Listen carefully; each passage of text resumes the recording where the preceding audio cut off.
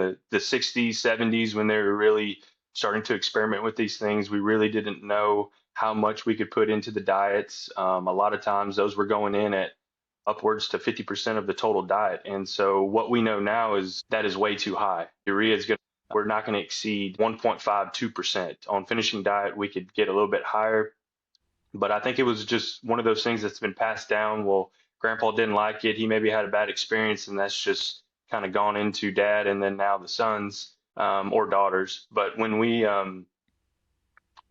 dissect that and we're able to kind of educate the rancher, the producer on why urea is beneficial for the diet and what value it brings to them, we can really open up their eyes. I think we're making progress in the industry.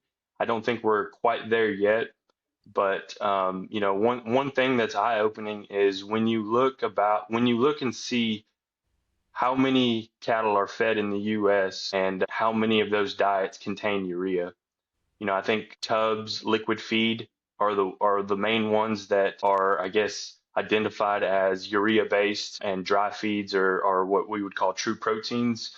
But a lot of times there's urea actually in a cube, and so I think a lot of producers don't realize that. So in to go off of Kelly's point, is corn safe? I think anything that's fed too much can be detrimental. And so when we feed it correctly and we know what we're doing, it can be very valuable in terms of just economics. And it's a really useful feed stuff or an ingredient that we use just in the cattle industry in general.